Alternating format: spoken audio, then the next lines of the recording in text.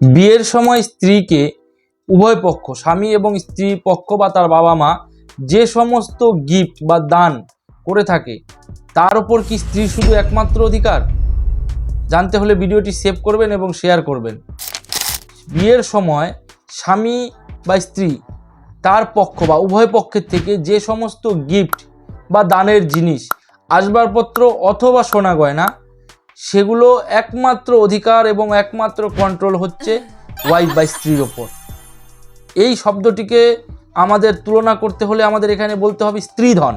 এই স্ত্রীধন শব্দটি হিন্দু উত্তরাধিকারী আইনে মান্যতাপ্রাপ্ত একটি শব্দ এবং এই স্ত্রীধন হচ্ছে সেই প্রপার্টিজ বা সেই ধন, সেগুলো হচ্ছে বিয়ের সময় থেকে ওয়াইফকে উভয় পক্ষ, স্বামী এবং স্ত্রীর যে পক্ষ, যে দানের জিনিসপত্র সেটার মধ্যে আসবাবপত্র এবং তার সোনা গয়না, তার মধ্যে তার একমাত্র অধিকার এবং সে তার নিজের ইচ্ছা মতো এগুলিকে সে ব্যবহার এবং ডিসপোজ করতে পারে। এবার অনেক ক্ষেত্রে দেখা যায় বিবাহ বিচ্ছেদের সময় স্বামীর বাড়ির থেকে স্ত্রীধন প্রপার্টিগুলি ফেরত দেয় না।